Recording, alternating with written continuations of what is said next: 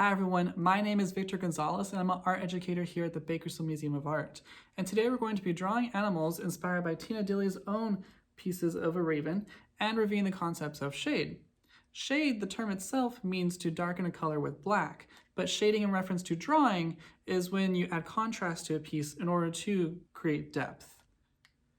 Now, what is contrast and depth? Contrast is one of the main principles of art. It can be a matter of arranging opposite elements on a piece in order to create visual interest.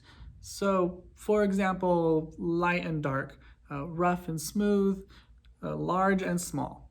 And depth is when you make a two-dimensional image seem three-dimensional. Also, there's a few materials that you will use for this project. You will need paper to draw on, graphite, which is a pencil. Alternatively, you could use color pencils, crayons, paint. I use charcoal, but anything really you could use to draw for this project. And a reference image of an animal that you will be drawing. Tina Dilly is a local artist and she paints what she loves the most, animals and wildlife. She lives in the mountains in Tehachapi, California, and her favorite animal muse by far is the raven. She primarily uses acrylic and watercolor media. She has shown throughout California and is an award-winning artist. And today for our projects about shading, we will use her pieces of a raven titled Thought and Loop as inspiration for your own drawings. Alright, so we're going to start with a shading exercise before we move on to drawing our animal. So we're going to start with a little blank piece of paper here. This will be our exercise, and we're going to start by making a circle in the center of our paper. Doesn't have to be super big or small, just appropriate size. Okay, see, a circle. Then draw a smaller circle in the corner up into the left corner to represent your light source, or the right corner, whichever way you want your light coming from. I'm going to do mine from the left since it's easier since I'm left-handed for me to work this way. So there's my light source. Just think of it as coming down shining this way towards my ball here, or circle.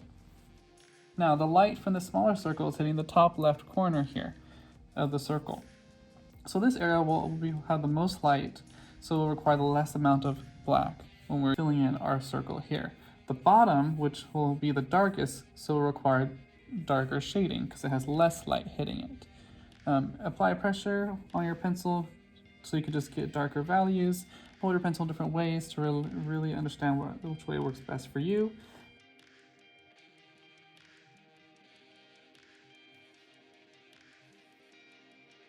Alright, so now that we finished our shading exercise, it is time to draw. For this particular drawing, I'm going to be drawing a raven, just like Tina Dilly did. So totally feel free to draw a raven just like me, or go ahead and feel free to draw any type of animal that you may like, whatever is your muse, just like Tina Dilly's. I am going to just start off with my pencil, getting very basic shapes of the animal to create the form of it. So I'm going to be using like squares, circles, rectangles, cylinders, whatever I can to just get the basic outline. And then I will add in the details and the shading and lights and darks later. So follow me along. Now with our paper and pencil, draw a circle as a guide for the front part of the raven's body. Draw a long arc on the lower left side of the circle to finish up the guide for the raven's body. The end result should be a shape similar to an egg. Then, draw another circle above the raven's body on the right side as a guide for the head. Inside the circle, draw two intersecting lines. These lines will help you place the raven's facial features later. Draw a triangle-like shape on the right side of the head as a guide for the raven's beak. Then, draw a couple of lines that connect the raven's head and body to form the neck and draw an arc for the tail. The arc for the tail should be long, narrow, and similar to a triangle. Under the raven's body, draw a couple of lines as guides for the feet. That's it for the initial sketch. From this point on, press harder with your pencil to get a more defined sketch. Draw the eye on the upper right side of the raven's head, using the lines as guides for placement. The shape of the eye is similar to a football. Then, use the triangle shape as a guide to draw the raven's beak. Make the top of the beak curve more as you darken it. Draw a line near the middle of the triangle for the mouth opening. The two lines come to a point on the right. Darken the bottom portion of the triangle for the lower part of the beak. Use a quick, short strokes to represent feathers at the base of the raven's beak. If you want to draw a crow, make the beak smaller and thinner and the fewer feathers at the base. Now that we have our basic shape of our animal, mine is the bird, it is time to either fill it in with color, like with a crayon, color pencils, paints, or continue to add in values and tones, just like with pencils, graphites, and charcoals, like I'm doing. From now on, we'll be adding in different lights and darks to create our shades and shadows.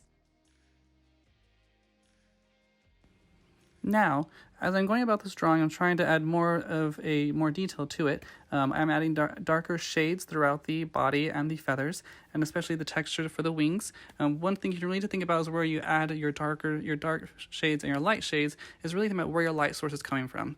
So just really, when you have your drawing laid out, picture a light source, a corner of the paper, and just imagine the light hitting it from that certain direction.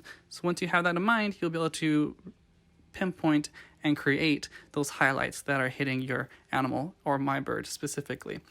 And once I'm creating my darker shades, or how I'm creating my darker shades, it's just using my charcoal pencil, using quick strokes of the pencil and next to each other, far apart from each other, so that I can blend in between and create those different tones that are fading in and out.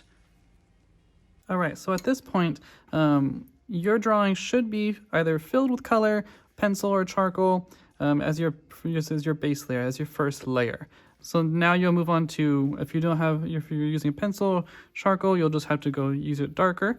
Once your first layer, like I said, is down, decide where your light is coming from onto your subject here. So my light is coming from this upper corner, coming downward onto the bird, and that will help determine which areas should be lighter or darker.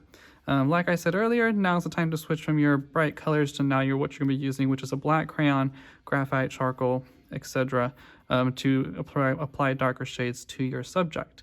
This will allow your image to appear more realistic, adding depth to your two-dimensional image.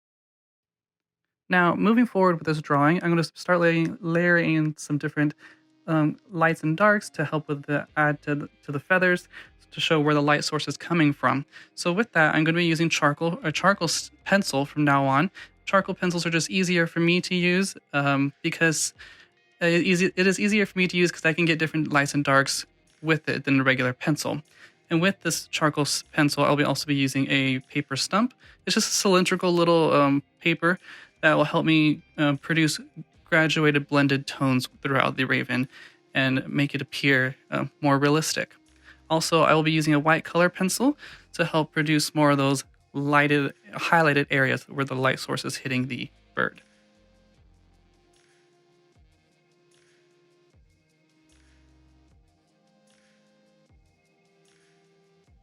Now, this is the fun part of the actual drawing. You get to add in your details and what you would like to fill in your animal and make it look more realistic.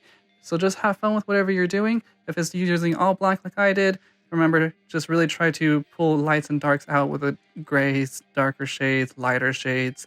Use an eraser if you have to pull some darks out if it got a little too dark.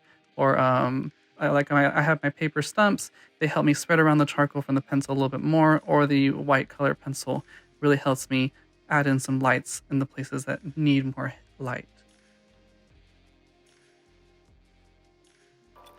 All right, guys, I hope your drawings came out great. This is what mine looks like. So remember to keep practicing shading and think about the light source as it hits your subject or object and just render those lights and darks on your pieces. Also, if you'd like to sign up for our newsletter, go to bmoa.org/connect for more BMoA news.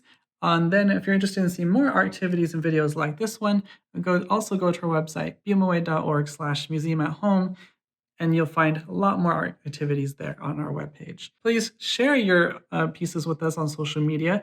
We have a Facebook and Instagram. You can find us by going to @the BMoA. Stay safe, stay healthy, guys, and we'll see you next time.